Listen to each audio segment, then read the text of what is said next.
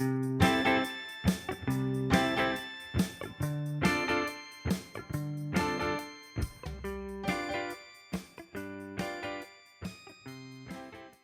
whodunit with a difference, Don't Ask explores the impact a DNA test can have on people's lives when inconvenient truths and long-suppressed memories resurface. Author Paul Carroll is here with me today. Paul, how would you describe your book to a reader? Well, it is a family drama. It's very contemporary, although it does go back over 3 generations. Lots of twists and turns, more twists than a double helix in the DNA mystery. So what would you say is the basic premise for the book? How does the story develop? It's about a young girl who gets given a DNA genealogy test kit, which are very common these days. She's not really interested in it at the start, and then she becomes curious as to it, as to what she may find if she does this test. And then basically it just opens this Pandora's box, and all these skeletons come tumbling out, impacting on 2 families, going back over a number of generations. So it's basically be careful what you wish for type of message. Where did you get the idea from for that? Well, inspiration struck very close at home. My mother-in-law actually did one of these tests. I was quite cynical because I believe they're a gimmick as much as anything, not very scientific. But lo and behold, within a month, she discovered the identity of her biological father, who she had never known about, which was a bit of a gobsmacker, to say the least. And not only that, I was immediately struck not only by how it impacted her, but also this other family who, out of the blue, suddenly discover that there is a family member from the late 40s who they never knew anything about. And so that just put me in mind, wow, talk about throwing a rock in the gene pool. These are really dangerous things to be playing around with. So have you taken some of those experiences with some of the characters in the book then? Was it a focus of yours that you wanted to focus on the relationships between the family and the impact that these... Absolutely. Obviously, my mother-in-law's experience was just a stepping off point, and then it became a fictional hook. And as I evolved my imaginary families, I had to decide how far they would go back, the impact of this news and the discovery of this news, and as they got deeper and deeper into it, what mysteries that unlocked. But not only the mysteries that unlocked between the 2 families, of course, there are more mysteries within the individual families who've kept these things under wraps or suppressed them mentally, so they're not even aware of them anymore in a conscious way. And so I explored all of that in this way. And that's why, in the end, the device was to do it not so much as a straightforward chronological narrative, but to treat it, as I say, in a double helix way. So every alternative chapter flashes back, and also takes in things like Operation Yewtree, because obviously, shall we say, the social mores and of the permissive society of the early 70s shock today, but obviously they impact on the lives of these characters, and they're still carrying the scars and the memories, or the suppressed memories of that 30, 40, 50 years later.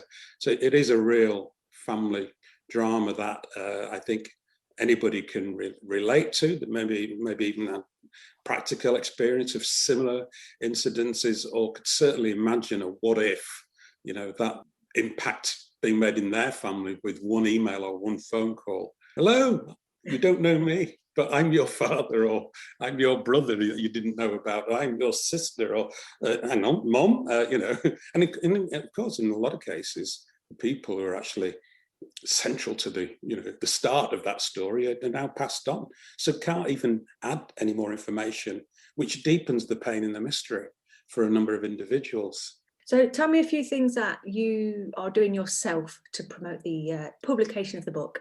Well, I am, I'm retired now, but I was a marketeer and a public relations professional, so you'd expect me to be very, very good at this. But I can tell you what, I much prefer writing the books and promoting my own. So, and then you think, well, will it work? Will I sell another tranche of books with this? And I think anybody going into this, as I'm sure many listeners are very realistic about this. But my approach to the marketing of the books is that I do things that I would advise somebody else to do if they were producing that book.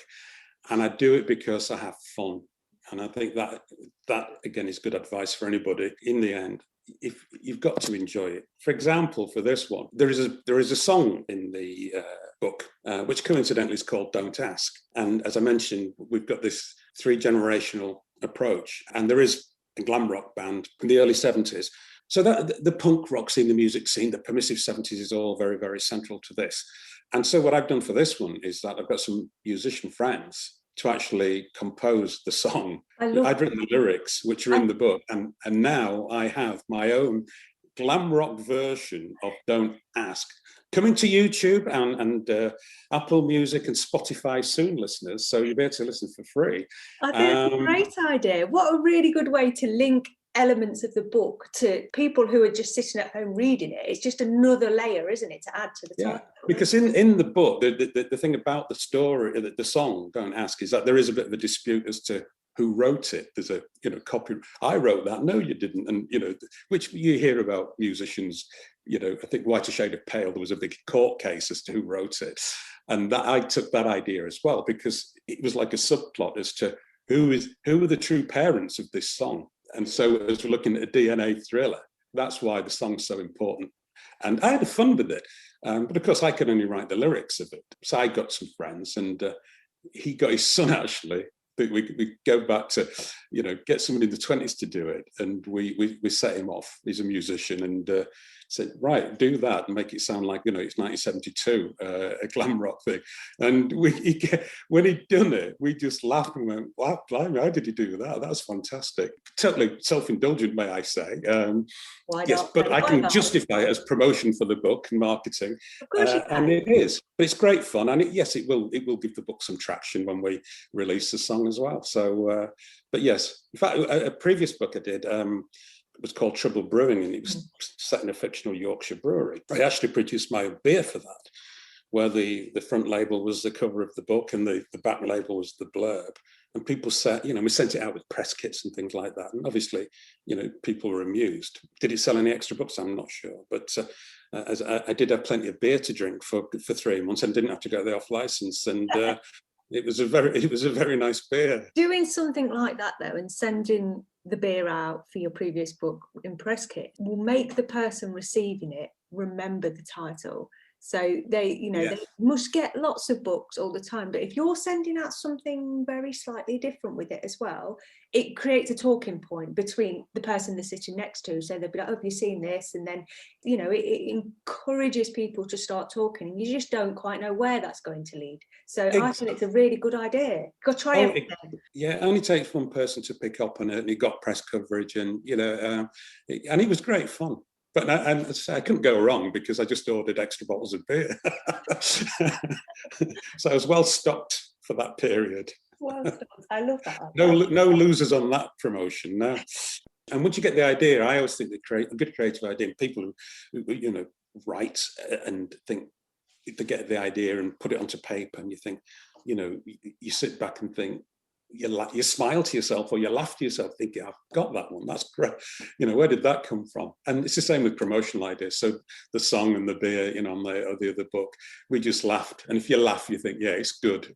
If I'm laughing, let's do it. So we do.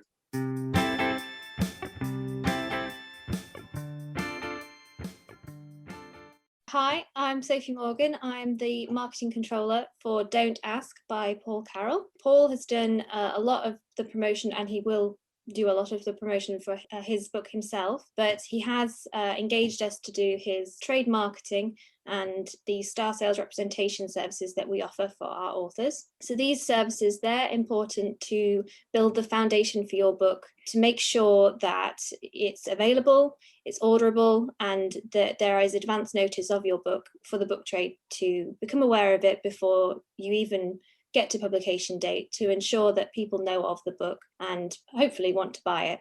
So you said that Paul has been doing quite a lot of work himself. Do you think it's important that the author and the marketing controller work together and do things that complement each other? It's a completely symbiotic relationship. Just from day one, we obviously care about the book, we care about the author. Every one of our authors is important to us. but nobody can match the passion that the author has for their own book. And it is vital that we both understand the book and also what the author hopes to achieve, because a lot of the time authors' goals can differ. Some people want to rival mainstream authors and get their book into every single bookshop that they can. Others just want to send the book out there because they've got an important message. Others literally just want to see if they can get their book in front of their local bookshop or in their local bookshop. Paul has been a very active author from the get-go. He has made sure that he has approved his blurb. He's been very careful to craft and work with me to ensure that his blurb is intriguing without giving too much away. He's also commissioned a lot of our supplementary marketing materials. These can be really helpful extras if you're planning on doing a lot of the work yourself, which I think is a really good idea to do. As I said before, nobody can match the passion that the author has for their own book. Even mainstream authors have to do their own part in promoting their books these days. The fact that Paul has had books before and that he is a creative person is only to his benefit. I think it's really good for authors to be creative, especially in these days when self-publishing is so pervasive. There are thousands of self-publishing authors and everybody's goal is to get their book in front of the right audience. So creativity is really important. I know Paul has done his own engraved pins and ink bottles, which will help people remember him and his books. Don't Ask by Paul Carroll is available as a paperback and ebook from all major bookshops and ebook retailers.